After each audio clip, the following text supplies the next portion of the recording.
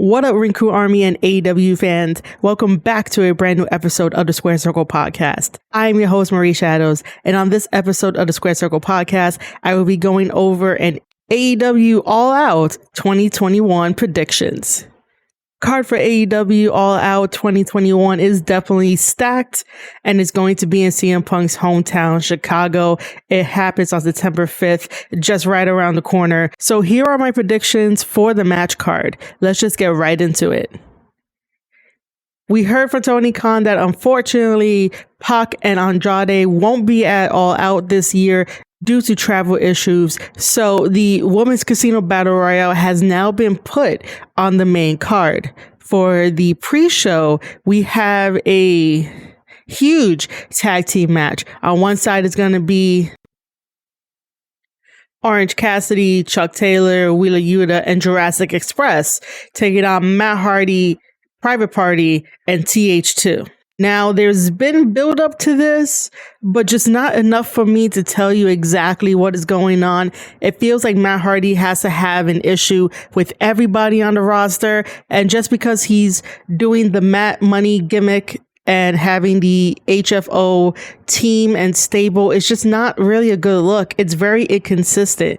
How many times is Matt Hardy going to try to pick an issue with somebody on the roster because he didn't like the way that a match went, or he lost money, or someone is doing something stupid? Like, I can't keep up with the inconsistencies that AEW has with their guys with so much creative freedom, because nothing's going to make sense in the end. No one is really going to remember HFO. No one's really going to remember the whole Money Matt arc and everything else. Jurassic Express was at the top of AEW, at the top of the rankings, at the top of the storylines, at the top of everybody's mind. And here they are. They lost their momentum along the way. Thankfully, Jungle Boy got some more momentum by facing Kenny Omega and did his best to try to dethrone Kenny and really put on a good show. But again, Jurassic Express was really great in 2019. Come 2021, it's like they're trying to get that momentum. Can they still do it? As for Chuck Taylor and Orange Cassidy, I see them as just there. If we're going to talk about best friends as a whole, I just don't get the hype. I just don't get them.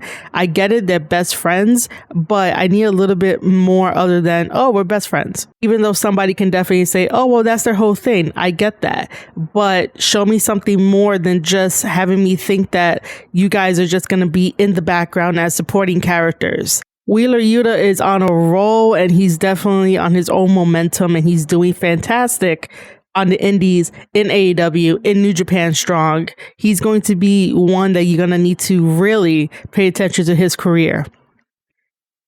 TH2 came back, but there isn't much hype about them. I love Jack Evans. Angelico is Angelico. I don't want to see these two guys be someone else's lackey. I want to see them do great in the tag team division. With having so many stables and factions, whatever you want to call them, it kind of makes you forget how many tag teams AEW actually has, because all we keep seeing are the Young Bucks going after the Lucha Bros, or just some type of combination where it's always the three top and everybody else that's a tag team gets sort of forgotten and become supporting characters to other people's story arcs that may or may not need to be there. Like TH2, Private Party, Best Friends, they should all be trying to go after the Young Bucks and claim the biggest prize in professional wrestling, which are those AEW World Tag Team Championships. The Young Bucks should be defending those tag team titles every chance that's presented, every opportunity that comes up, only because they have a lot of tag teams and the tag teams should be on rotation. They have been having the other tag teams on rotation to fight the Young Bucks, but there's no backstage interactions with like possibly planting the seeds for Private Party to try to go after them, or TH2 to go after them, or Best Friends to go after them. So sometimes the way that AEW sets up all these factions and stables, you forget exactly how many tag teams AEW has. And I think that does a disservice to everyone in general, because fans are going to feel like it's always going to be the same tag teams going after the Young Bucks for their tag team titles. Now, Private Party should definitely be breaking away from Matt Hardy.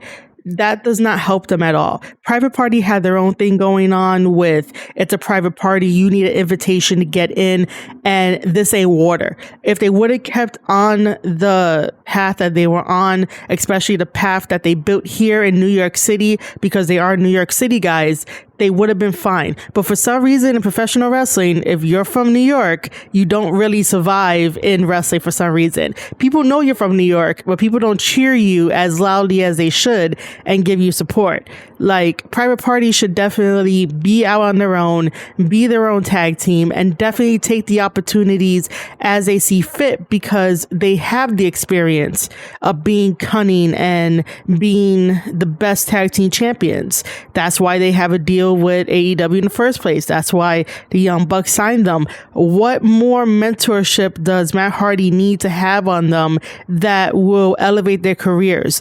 Right now we have Isaiah Cassidy saying he wears 2 watches on his wrist. Like, bro, you're one of the best wrestlers and one of the best tag team wrestlers in the business. Start acting like it. Don't care about the material that you wear. The only material that you should be worried about are those AEW Tag Team Championship titles. They went everywhere all over the world, and we supported them through and through. And being with Money Matt Hardy is definitely not helping them in the least. Why are they not going after the Young Bucks? As for who's winning this big tag team match, I'm definitely going to have to side with Orange Cassidy, Chuck Taylor, Wheeler Yuta, and Jurassic Express. I do not see the heels winning for the pre-show. Now on to the main card.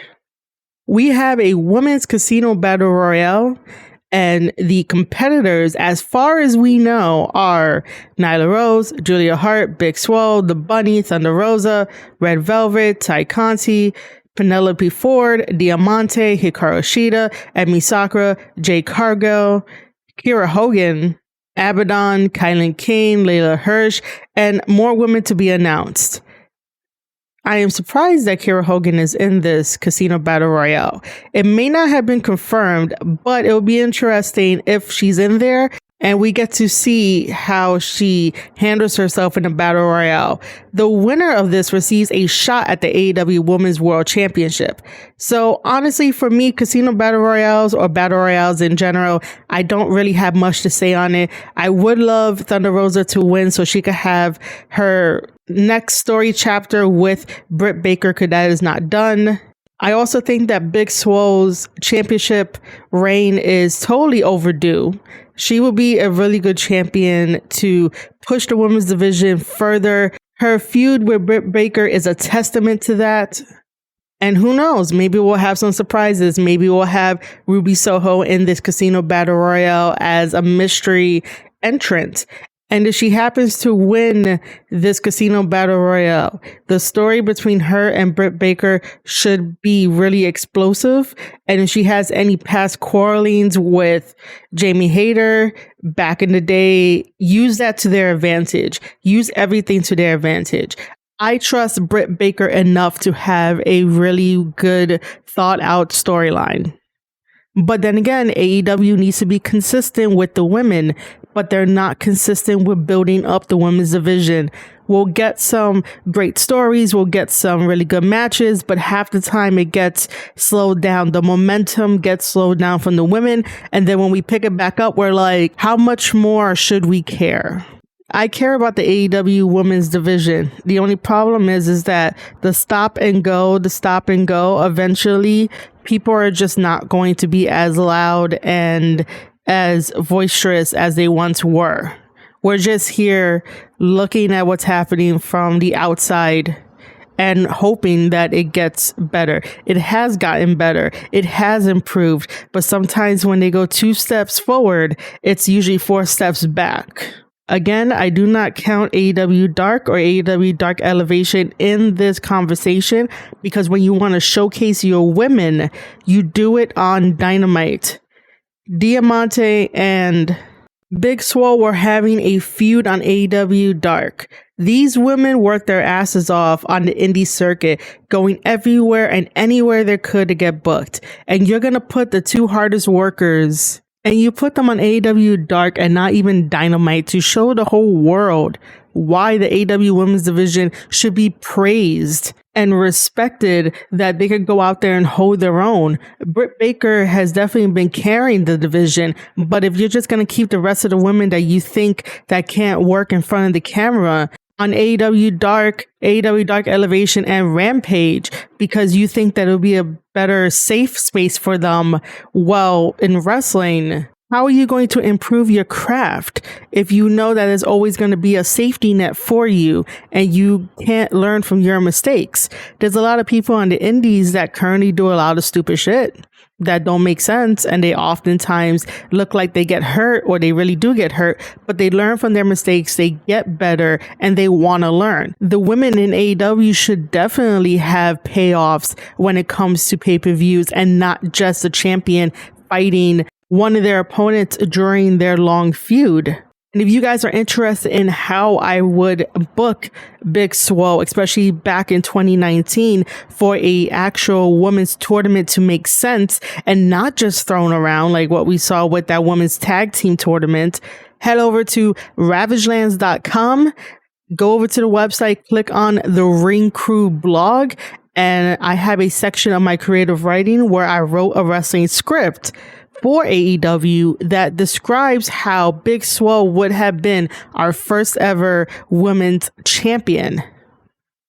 Link in the description, of course. I'll link it to you guys as well. So whoever wins this Casino Battle Royale, good luck to all the competitors. Again, the winner receives an AEW Women's Championship title. My picks are definitely going to be either Big Swole or Thunder Rosa. Those two are going to be the two that I choose. Next, we have MJF versus Chris Jericho. The stipulation here is if Chris Jericho loses, he can never wrestle in AEW again. Why? Why is this happening?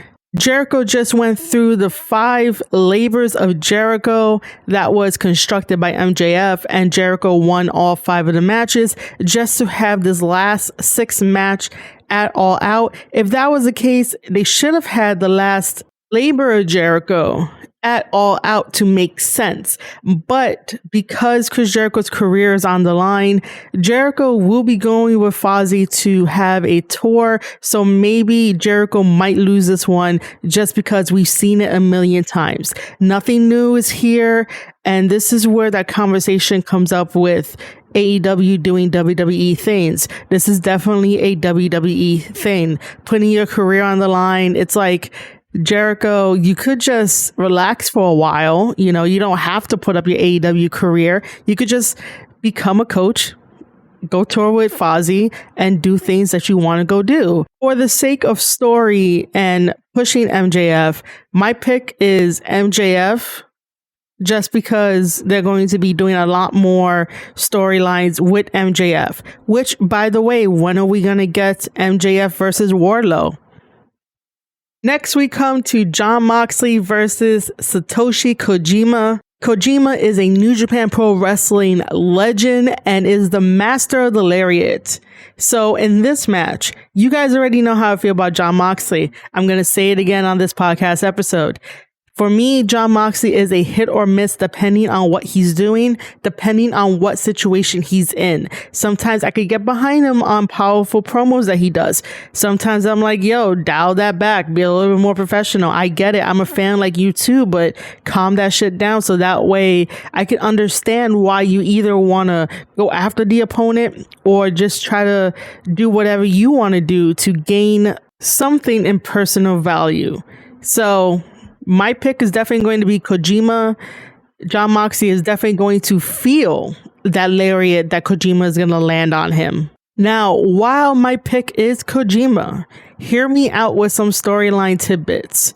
What if Jon Moxley does happen to get the win on Kojima, which I'll be really upset if he does, but in a storyline world, Moxley picks up the win against Kojima.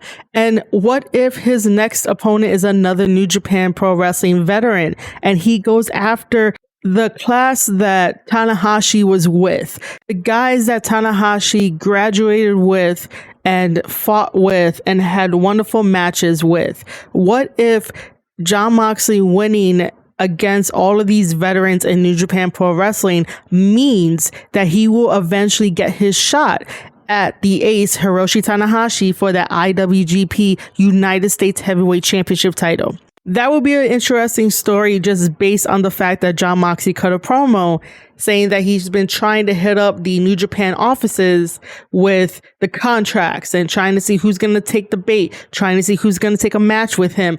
And now they're finally giving him guys because these guys are like, I'll sign my name on the dotted line. And here we are. We have Jon Moxley versus Kojima at All Out. And again, my actual pick is Kojima to win. But what happens in the storyline world where I suggested Moxley wins and he keeps doing this until he gets to Tanahashi?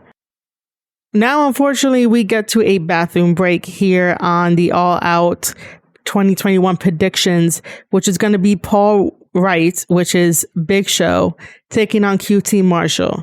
I do not care for this match. I do not care for QT Marshall, and maybe saying that might hurt my chances of actually working with AEW. But then again, if I can't be honest, then what's the point of having a podcast? What's the point of having an opinion if people just don't agree with you? I honestly don't think that this is compelling enough for me to be like, oh my God, I'm excited for it. Oh my God, I'm interested in it. When this could have used a regular one-on-one women's match right here, where two women can definitely showcase their ability and show the world why the AEW women's division should be respected, should be looked at, should be supported. And we all knew it was just a matter of time until Big Show decided to wrestle in the AEW ring. And QT Marshall is obviously there for the bait, but I do not see QT losing this since he's on a hot streak right now. And anybody that has anything negative to say, he's on point with it on social media. So unfortunately, I have to pick a winner, which I really don't want to because I don't care about this match. QT Marshall is getting the win. I don't see Big Show getting the win. And as we saw on AEW Dynamite, the Gun Club turned on Big Show. And I guess Billy just wanted his Seth Rollins moment.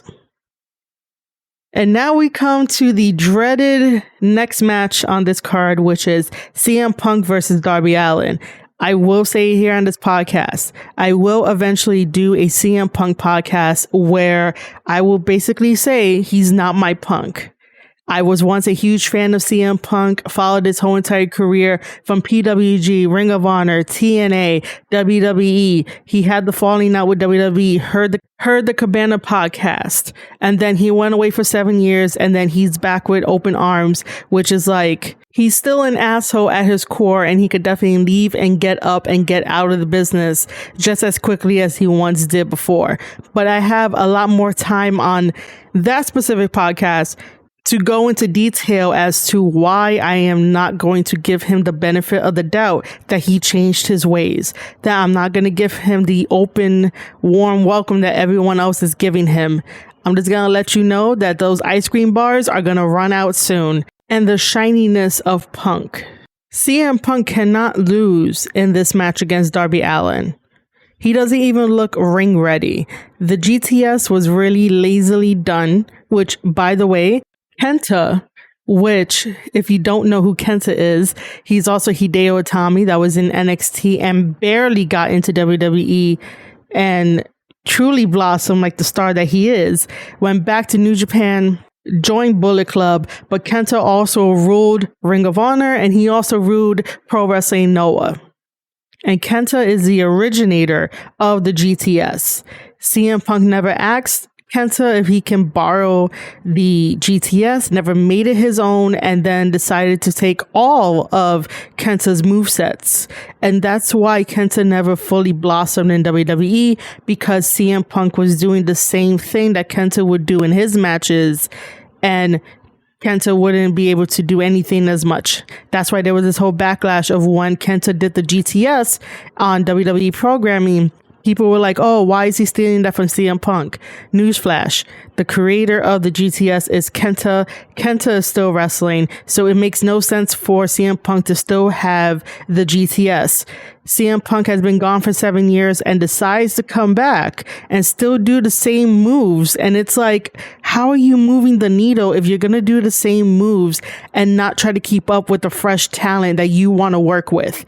If you want to work with the fresh talent, make sure you have some new skills in your arsenal. Make sure that you're ready for this match. He picked Darby Allin because Darby Allin is the easiest to work with, whether you want to go technical or whether you want to be irresponsible with your life. You pick Darby Allin as your warm-up because he is the easiest guy to work with, because obviously CM Punk does not look in-ring ready. CM Punk cannot lose this one, and Darby Allin cannot lose this one. These guys need to be protected at all costs, because if CM Punk loses, you definitely know that the internet is going to explode, and the internet is going to call him trash, and the internet is just going to really go after him. And then you're going to have the people who praise CM Punk think he did nothing wrong and was like, oh, he tried his best. He's coming off after 7 years of not wrestling. Well, you should have been training for at least like the last 2 years to get out that ring rust. Make sure you can have 30 minutes of cardio to make sure that if you need to go 30 minutes, you could go 30 minutes. But then again, we're going to have that divide if CM Punk loses. People are going to be like, oh, he's trash. Other people are going to be like, oh, give him a break. You know, it's 7 years he hasn't been wrestling. Let's see how it plays out, because the internet wrestling community loves the phrase, let's watch it play out. Now, Darby Allin can't lose because he's been on a high winning streak and he's been doing everything possible to be memorable and be put in these situations. And everybody talks about Darby Allin. So if Darby loses, what's the point of having all this AEW original momentum there and you have CM Punk beating him in CM Punk's hometown? Now, I totally get it. The hometown hero is supposed to have the victory. Most of the time, if I'm booking something, I would definitely want to see it that way. But Darby Allin is an AEW original. CM Punk is still a WWE guy, no matter how you want to look at it. Fans remember more of CM Punk's run because all they do is put up the pipe bomb and that's it. They don't talk about anything else from CM Punk. With Darby Allin, we could talk about his Evolve days, we could talk about his indie days, and we could definitely talk about his AEW career. He's definitely a staple in AEW. So having him lose will lose all that momentum, possibly lose all that credibility, and then he's back to square one like most of the guys on the AEW roster. So I think that it would be best to have a actual DQ to save both of them, to save them both. On AEW Dynamite, CM Punk was attacked by 2.0 and Daniel Garcia. Why not have them do another run-in, come to pay-per-view, save both of them so that way nobody wins, and possibly have CM Punk face 2.0 in a tag team match so that way Punk can slowly come back into wrestling, can slowly work it up and, you know, get that ring rust off. And then eventually he could have a one-on-one match with 2.0 as well, and a one-on-one match with Daniel Garcia, because those three guys, even though people know them, their name doesn't carry weight like a Darby Allin in this situation. So that is why you will pair 2.0 and Daniel Garcia up with CM Punk. So because if they lose, it won't be such a tremendous loss as it would for Darby Allin losing to CM Punk in CM Punk's hometown at All Out. You want to build CM Punk's wins up gradually with people that don't have a lot of power to their name.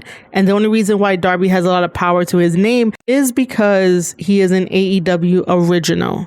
So again, I am not picking a winner for this match.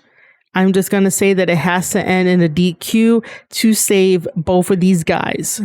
Now we get to the first of many title matches on the card.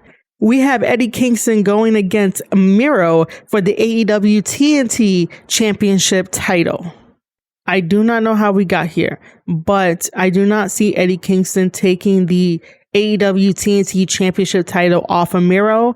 I always see Eddie Kingston taking off a championship title off of Moxley just because they're really good friends and they have an amazing chemistry together. Miro has been on a very hot streak with his new character, his new persona, which I love, that he is God's favorite champion and he's doing amazing with it. So Miro is going to be retaining that AEW TNT championship title come All Out.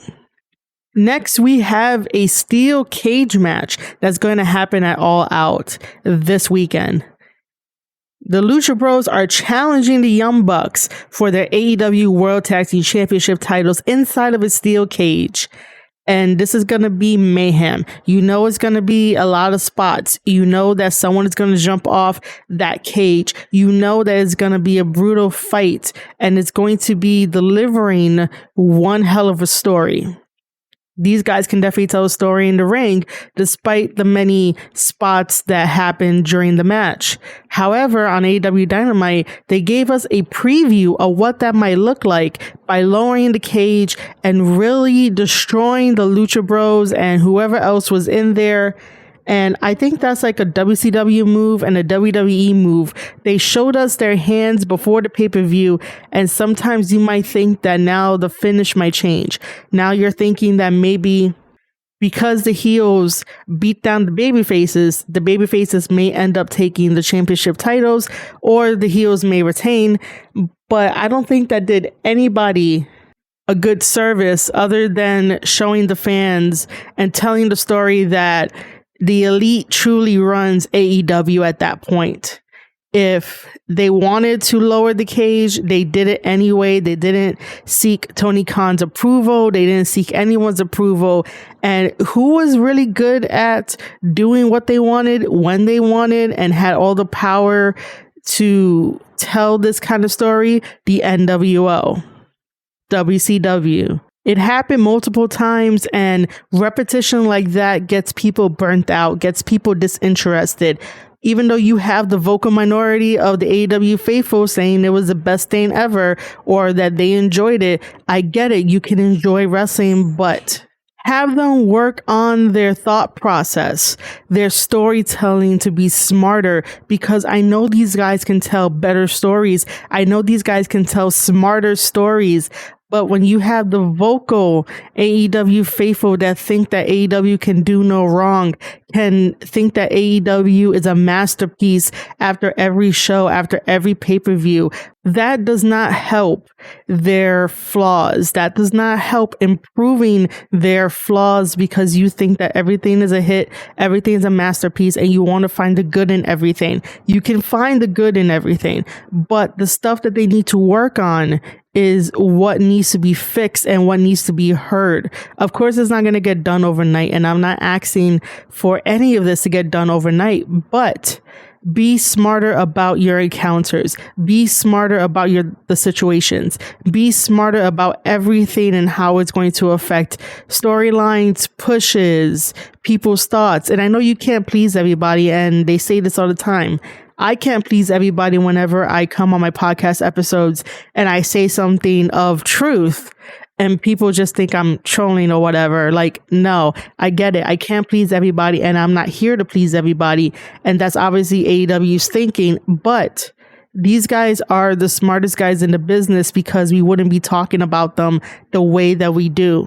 We wouldn't be buying their merchandise. We wouldn't be supporting the book sales. We wouldn't be supporting everything that they've done in this business for us. But sometimes the stories have not been connecting. The stories have not been as great as they are. They didn't need a beatdown at the end of their match if they won their match and then have the cage lower, and then we're getting right to All Out just to show you a preview of what might happen during the pay-per-view. Who does that? AEW never really reveals their hand, and they went and revealed their hand on AEW Dynamite. That's a really weird flex. They really don't do that. They really leave you in anticipation for the upcoming pay-per-view to see what's really going to happen, rather than showing their hand. Having the cage lower and beating up the guys, and then Tony Khan coming out being angry, and Kenny Omega with the backhanded comment. That's WCW. That's NWO. That's not AEW. AEW don't show you their hands like that. They may do obvious things in terms of stuff that trends, in terms of stuff that they read, but when it comes to a wrestling standpoint, they don't really show their hand like that. Anyway, my pick is still going to be the Young Bucks retaining their AEW World Tag Team Championship titles because I do not see them dropping the belts anytime soon. And I will not predict on this podcast who they could drop it to, because at this point, it's like, I'm just waiting for the next person to show up to see if they can dethrone the Young Bucks. I have been so far removed from this whole Elite storyline just because of the way that it has been presented. Definitely not the strongest storyline they ever presented. But I will say this though, Kenny Omega dyeing his hair the black and the blue, pay attention to that. That's a story beat. And usually when that happens, some shit is about to go down. And it might turn into something that may grab me. This whole storyline has not really grabbed me. In the beginning, I thought it was going to be great. And it was grabbing me. And then taking me on this journey, I just lost out of it. But pay attention to the fact that Kenny Omega dyed his hair the black and the blue. Again, some shit is going to go down. Our next championship match is the AEW Women's World Championship. Kris Statlander is taking on Britt Baker. Britt Baker has done an excellent job carrying the women's division. Kris Statlander is coming back and gaining momentum. But unfortunately, as much as I love Kris, and I want to see her hold the championship title one day, Britt Baker is retaining the AEW Women's Championship title at All Out. She may end up having interference from Jamie Hayter and even Rebel, so that might be a factor. So Kris Statlander better bring some backup with her when she has this match with Britt Baker. And now we come to the main event of All Out, September 5th in Chicago. Christian Cage challenges Kenny Omega for the AEW World Championship title. Christian Cage has been on a hot streak as well, and he has already dethroned Kenny Omega for that Impact World Heavyweight Championship title. Impact Wrestling has Victory Road coming up. It will be debuting on September 18th, and Christian Cage will be putting that Impact World Championship title on the line against Ace Austin. So this matchup here at All Out, when Christian Cage faces Kenny Omega, could be a very interesting one. Imagine if Christian Cage took the belt off of Kenny Omega. There goes the whole Thanos storyline. There goes the whole belt collector storyline. And the only real belt collector in the wrestling world is Switchblade Jay White. He may not be carrying as much belts as Kenny Omega these days, but Jay White has definitely proved to be one of the best wrestlers in the business by being a Grand Slam champion. And while Kenny could say the same thing, no belts are weighing down Jay White. And I know that I went off on a little tangent there, but just to put things into perspective, if Christian Cage beats Kenny Omega, he's going to take that AEW World Championship title with him to Impact and face Ace Austin at Victory Road September 18th. So mark your calendars for that, for Impact, to show them some love. But other than that, I do not see Christian Cage winning against Kenny Omega. Kenny Omega is still going to retain. Kenny Omega is going to be my pick, even though he dropped down to number 2 in my list of wrestlers who is really pushing the needle currently and really making amazing stories. But this whole feud that has been building up has led us to this finally. Kenny Omega definitely needs this win. And after this win, needs an angle where he either sets up another match with somebody. If he sets it up with Hangman Adam Page, sure. But imagine if Tony Khan tells Kenny Omega that his next opponent after Kenny Omega retains the AEW World Championship title is Daniel Bryan. Not that I'm hoping that Daniel Bryan shows up at All Out. I don't really care. But at that point, if he does, it overshadows Hangman Adam Page's eventual return. And now we have to start Again, with the momentum of Hangman Adam Page and Kenny Omega. Just for perspective, this whole friendship storyline between Kenny Omega and Hangman Adam Page really started in 2016. Early days of Ring of Honor, and when Ring of Honor had the partnership with New Japan Pro Wrestling, the two were butting heads. And then the fact that we had that Bullet Club Civil War, it was just really stupid and outrageous. But for perspective wise, Hangman Adam Page, Kenny Omega storyline along with the Bucks happened in 2016 of Ring of Honor, and here we are now. I'm getting a little bit burnt out, but hear me out. If Tony Khan gets Daniel Bryan to come in and tells Kenny Omega he is your next opponent, I would like to see Daniel Bryan take on a different type of character, which would be a gun for hire, where anybody can hire him for matches. And definitely if the boss like Tony Khan hires you to go take out Kenny Omega, you know it's personal at this point, and he wants to take the belt off of Kenny and also the Elite to alleviate the power that they hold over AEW. I would say that at this point, Kenny will accept the match because he knows he could beat Daniel Bryan.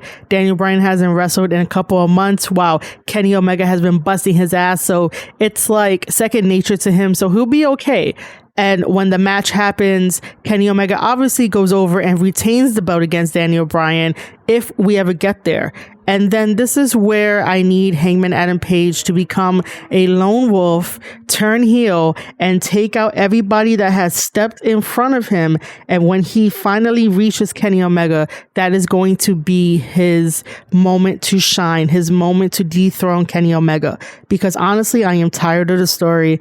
I am tired of the slow burn. It is extremely slow. There is no new storytelling element, no new character build, no new added layer to this story in general, to Hangman Adam Page actually evolving and becoming an adult. How much longer is he going to be in his teenage emo feelings about this? Like, you have one life to live, and your biggest goal in life is to become an AEW World Champion. And the one thing that's holding you back is the words that the Elite have told you, and that basically they called you a fuck up nonstop and they treated you like shit. Well, guess what? Do you know what women do when they get treated like shit? They become the baddest, revengeful bitches on the planet, and they tear everybody down and they beat the shit out of everybody, and then they get what they need. They get what they want. That's what Adam Page has to do right now. Adam Page has to become a revengeful bitch in order to get the world title that he was promised at the beginning of his AEW career. But that didn't happen because you have Jericho. Jericho is a huge star power. He's been around the world. He's a veteran. You're not winning against a veteran unless you do like a roll up or just some type of shock pin that the veteran wasn't expecting, even though he knew it could happen, but they don't really count on that. But Hangman Adam Page needs to come back as that vengeful bitch to take the belt off of Kenny Omega and end this story. I've offered many different types of story what ifs on this podcast, the Square Circle podcast, because that's what I do. I am Marie Shadows, the storyteller, and I love telling stories that make sense. I love powerful characters that can keep me hooked.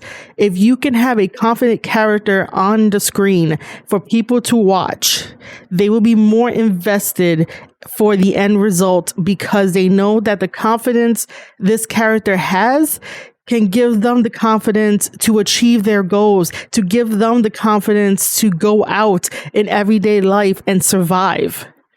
But if all we keep seeing is a teenage emo guy wallowing around in his sorrow and his pity and drinking it away, not creating strong humans in a sense of that everyone is probably going to be doing the same thing when they can't be an adult about something and talk about it out and they want to be in their feelings. What they're going to do, they're going to turn to drinking. They're going to turn to bad influences. But if you have a character on a screen, especially someone of a cowboy nature that is supposed to exude a take no bullshit kind of attitude, then you'll create people who will take no bullshit, tell people their truths, tell people how they feel, and have an open dialogue and open communication for both sides to be heard. But again, friendship is complicated. I totally get that. But at this point, it's definitely one-sided. The elite going off and using their power to their advantage. And then you see the Dark Order trying to console Hangman Adam Page and let him know that real friendship exists, where friends will support you and friends will be there to have your back. But the moment that you fuck up is the moment you think the whole world is going to end, and you think that your friends, the Dark Order, is going to turn on you, and then decide to leave when they say, oh, it's okay, don't worry about it, you didn't fuck anything up, we were too distracted on our own stuff. Like, you know, Hangman should have never shouldered all of that, thinking that the Dark Order was going to yell at him the same way that the elite did. And it should have clicked in his head. It should have clicked where Hangman was like, oh, they understand. And then maybe take a little breather, watch the match again, and understand that, yeah, everybody was in their own element doing their own things. So it wasn't Hangman's fault that everyone lost their opportunity for something in that match. And that's how you grow. You don't say, hey, I'm leaving the Dark Order just to be off TV for a while, wallow in pity and sorrow, and then maybe come back. Like, the momentum is stop and go, and I really hate that. There's no consistency, and I'm going to need somebody in this Hangman and Kenny storyline to be somewhat adults and actually finish this through. So I know I'm supposed to be talking about Christian Cage versus Kenny Omega, but what more can I say on that? I am way more interested in getting to the finish line of Hangman and Kenny and their whole entire story. Christian Cage is definitely one hell of a wrestler, and he knows how to really slow down matches, and he could definitely teach that to the younger guys, because sometimes you don't need to go 60 miles per hour for what you could do in maybe like 5 miles per hour to get the same story over in a match, you know? And nothing against Christian Cage, nothing against him. It's just there are certain storylines I want finished in AEW before we throw in random guys that have nothing to do with the main overall story of AEW. That's all it is. I want stories to finish before we throw in other things, and to think that throwing in Christian Cage is going to help Hangman and Kenny, it's definitely not going to happen. The same way that we have CM Punk. CM Punk is overshadowing Hangman. Only now that I see a couple of tweets that are like, does anyone miss Hangman? We all miss Hangman. Hangman is the star of AEW. But yet then Punk comes in and it's the Punk show. When Daniel Bryan comes in, it's going to be the Daniel Bryan show. And again, we're going to forget about Hangman. It does not matter if Hangman's having a kid or not. Anybody can have a kid. It's the fact of you have this on-screen character that hasn't grown since 2017 of March, when he decided to take on Jay White for that IWGP United States Heavyweight Championship title. And Jay White destroyed him in that promo. Destroyed him. Pointed out all of his flaws, pointed out how he's in the shadow of the elite and he's in the shadow of Cody Rhodes and he's never going to be his own man. Well, guess what? Fast forward 4 years later, he has not become his own man. No matter how many people want to sugarcoat it, technically he has not become his own man. Like, he would have became his own man when he came out with the Dark Order in that amazing gear and everybody was lined up on the stage and they left an empty spot for Brody Lee and they all came down as a unit, as a friendship to face the elite and everyone else. But unfortunately, Hangman had to eat the pin, which was very stupid and stopped his momentum. That would have been the turning point of Hangman becoming his own man and finally going to prove Jay White wrong after 4 years. And you know, I get it. Hangman Adam Page is young and there's a lot more stuff he could be doing. But how long is this storyline going to keep going? Does no one else want to work with Hangman Adam Page? Is this why we still have the friendship storyline going?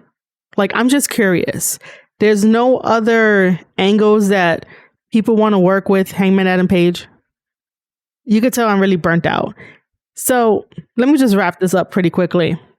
Kenny Omega will retain the AEW World Heavyweight Championship title against Christian Cage. I do not see Christian Cage as a double champion. Remember, Christian Cage is fighting Ace Austin at Victory Road September 18th. And that's going to be one hell of a match. So Kenny Omega is going to retain. I'm going to predict that Tony Khan comes out and says your next opponent is Daniel Bryan to get the crowd over and energized and stuff like that. If that doesn't happen, that's okay. That's cool. But then again, I'm not too hyped up for surprises anymore. I just want to get through all the AEW storylines that have all these loose endings, for that way we can close the book on those feuds and give us new stories that we could attach ourselves to. All right, ladies and gentlemen, that has been my long analysis of AEW All Out 2021 predictions. Let me know what you thought. Drop a comment over on the YouTube side. That's right, the Square Circle Podcast does have a YouTube side. You can see my vlogs. You can see my New Japan Pro Wrestling videos. You could definitely see my commentary videos. I want to get into professional wrestling commentary, so follow my journey along on the YouTube side, youtube.com/Square Circle Podcast. You can also leave your comments over on the Anchor side, anchor.fm/Square Circle Podcast. Just leave me a voice message and I'll listen to it. It's okay if you don't agree with me. That's totally fine. There's a lot of people that don't agree with me, but we could always have a discussion about it. We could always talk about it, and I would love to do that. On the Twitter side, make sure you're following me at Marie_Shadows for any and all updates on what I do in the indies, any new vlogs, any new ways to support me. And by the way, when I talk about support, I do have a Patreon. This Patreon is dedicated to making pro wrestling memories. What that means is that I travel to indie events. I have a vlog on the indie events that I do. I want to get into pro wrestling commentary, so make sure to support me like that as well. And I'm also on a weight loss journey, and that will be added to the Patreon. And what you can do is pick a tier, whichever tier you're comfortable, pay as much as you want, support me, Marie Shadows, and I will definitely in turn thank you guys with all the content I tend to give you guys. Head over to patreon.com/Marie Shadows, because together we are making pro wrestling memories. All right, ladies and gentlemen, you have been listening to an episode of the Square Circle Podcast. I am your host, Marie Shadows, and I'll see you guys on the next one.